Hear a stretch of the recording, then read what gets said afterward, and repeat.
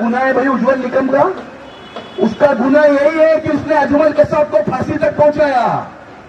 उज्जवल निकम का गुना यही है कि 1992 के बॉम्ब स्फोट के आरोपियों को फांसी तक पहुंचाया, उनके खिलाफ केस लड़ी।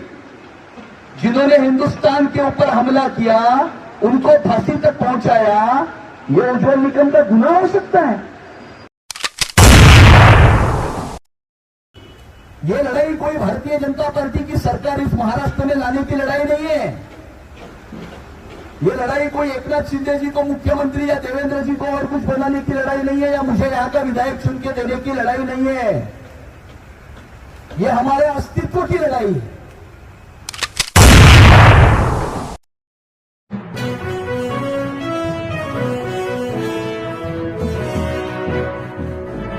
इस विश्वास के साथ में अपना कीमती वोट देकर हमको चुन के दिया, भारतीय जनता पार्टी को चुन के दिया, नरेंद्र मोदी जी के ऊपर आपने जो विश्वास दिखाया, देवेंद्र जी के ऊपर आपने जो विश्वास दिखाया, उस विश्वास के ऊपर खड़े उतरने का काम पिछले 10 साल में हमने करने की कोशिश की, एक प्रामाणिक प्रयत्न किया है।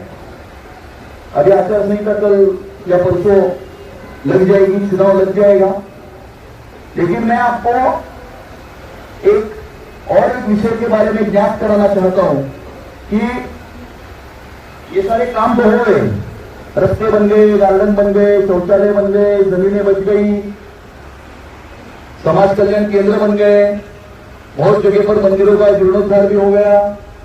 ये सारे काम तो हो गए, लेकिन क्या ये काम रियल इश्यू है? आज का रियल इश्यू क्या ये है? मैं मानता हूं कि आज का जो रियल इश्यू है वो इससे बहुत बढ़कर है। आज का रियल इश्यू इससे बहुत बढ़कर है, ये मैं आपको कहना चाहता हूं।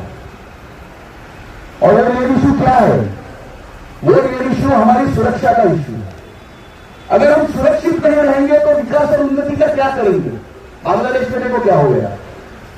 अगर हम सुरक्षित रहेंगे तो आगे जाके विकास होगा, उन्नति होगी, प्रगति होगी। अगर हम सुरक्षित ही नहीं रहेंगे, अगर हमारे दरवाजे तक कुछ लोग आकर खड़े हो जाएंगे तो हम कहां जाएंगे? कहां जाएंगे? और मुझे ऐसा लगता है कि ये रियल इश्यू है। ये सारे काम तो हो जाएंगे, और ये सारे रियल इश्यू को हम अभी समझे, 4 महीने पहले समझे। जिस प्रकार का वोट कंसोलिडेशन हमने लोकसभा के चुनाव में देखा, एक सिर्फ धुलिया का उदाहरण मैं हमेशा देता हूं। धुले लोकसभा कॉन्स्टिट्यूएंसी है, उस धुले लोकसभा कॉन्स्टिट्यूएंसी में 6 विधानसभा क्षेत्र आते हैं। हमारे कैंडिडेट थे सुभाष भामरे जी, 5 विधानसभा क्षेत्र में इनको 1,89,000 की लीड दी। 5 विधानसभा क्षेत्र ने सुभाष भामरे जी को 1,89,000 की लीड दी, और एक मालेगांव ने 1,94,000 माइनस किया। 5,000 वोट से सुभाष भामरे हारे। ये वोट कंसोलिडेशन की मैं बात कर रहा हूं। बगल में ईशान्य मुंबई में हमारे उम्मीदवार थे मिहिर कोटेचा, 29,000 वोट से हारे। एक मानपुर शिवाजीनगर में 89,500 माइनस दिया। 89,500 माइनस एक विधानसभा क्षेत्र, 5 विधानसभा क्षेत्र का लीड एक विधानसभा क्षेत्र धो के निकालता है, और उसके ऊपर लीड देके हमारे कैंडिडेट को हरा देता है।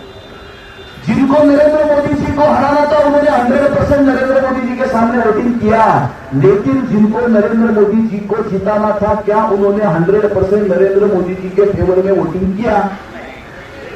ये मेरा सवाल है, ये मेरा सवाल है। हमारे यहां पर भी देखो 48 वोट से हम भी बच गए। जीत गए नहीं कहूंगा मैं कहूंगा बच गए 48 वोट से। इकबाल मूसा उर्फ बाबा जॉन को साथ में लेने वाले उम्मीदवार को भी लोगों ने वोटिंग किया। कैसे? बॉम्ब ब्लास्ट के एक्यूज नहीं, कन्विक्ट को साथ में लेकर घूमने वाले को कैसे वोट दे?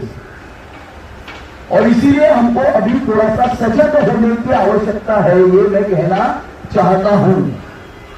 सजग होने की आवश्यकता है। मोदी जी तो 2047 में विकसित भारत तैयार करना चाहते हैं, विकसित भारत बनाना चाहते हैं। हमने कभी भी किसी जाति, धर्म, भाषा के ऊपर, आधार के ऊपर काम नहीं किया। मोदी जी ने सिलेंडर दिया उज्ज्वला योजना में, तो सिलेंडर देते समय ये नहीं पूछा कि सिलेंडर लेने वाला आदमी हिंदू है, मुसलमान है, क्रिश्चियन है या ईसाई है। ये नहीं पूछा जनधन अकाउंट खोले, तो ये नहीं पूछा कि अकाउंट खोलने वाले का धर्म क्या है। आज जो भी महाराष्ट्र की सरकार ने लाड़की बहन योजना में हमारी महिला माता बहनों के अकाउंट में हर महीने के 1,500 रुपए डाले, तो ये नहीं पूछा हमारी बहन को कि तू कौन से धर्म की है या कौन से जाति की है, तू महाराष्ट्र में रहने वाली मेरी बहन है, तेरे अकाउंट में 1,500 रुपए भेज। हमने नहीं पूछा। मोदी जी ने जो काम किया उन्होंने कभी धर्म देखकर काम नहीं किया। वो तो 2047 में विकसित भारत बनाना चाहते हैं, लेकिन कुछ लोग हैं जो 2047 में एक अलग प्रकार के भारत की निर्मित करना चाहते हैं। और ये मेरा सवाल है कि क्या आप इस भारत की निर्मित होने देंगे? भारत के 2 राज्यों की डेमोग्राफी बदल चुकी है।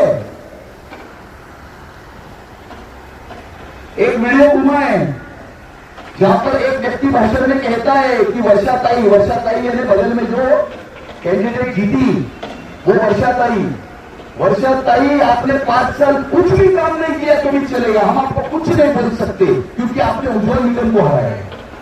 क्या गुना है भाई उज्ज्वल निगम का? उसका गुना यही है कि उसने अजमल कसाब को फांसी तक पहुंचाया। उज्ज्वल निगम का गुना यही है कि 1992 के बॉम्ब स्फोट के आरोपियों को फांसी तक पहुंचाया, उनके खिलाफ केस लड़ी। जिन्होंने हिंदुस्तान के ऊपर हमला किया उनको फांसी तक पहुंचाया। यह उज्ज्वल निगम का गुना हो सकता है?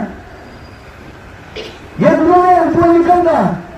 और इसीलिए 5 साल तक कुछ भी काम नहीं करेंगे तो चलेगा क्योंकि आपने उज्ज्वल निगम को हराया। यह जो मानसिकता है उस मानसिकता के खिलाफ की लड़ाई है, यह उस मानसिकता के खिलाफ की लड़ाई है।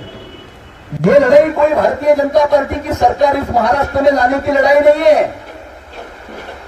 यह लड़ाई कोई एकनाथ शिंदे जी को मुख्यमंत्री या देवेंद्र जी को और कुछ बनाने की लड़ाई नहीं है, या मुझे यहां का विधायक चुन के देने की लड़ाई नहीं है।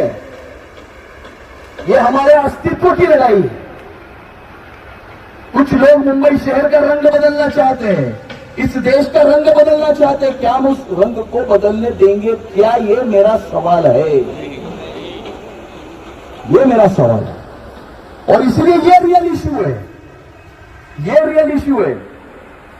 आज जिस प्रकार की मानसिकता डेवलप हो रही है, जिस प्रकार की सेपरेटिस्ट मेंटालिटी पनप रही है और जिस प्रकार से रंग बदलने की कोशिश हो रही है, इस प्रकार की सारे प्रयत्नों को हमें परास्त करना है। इस प्रकार के सारे प्रयत्नों को परास्त करने की यह लड़ाई है।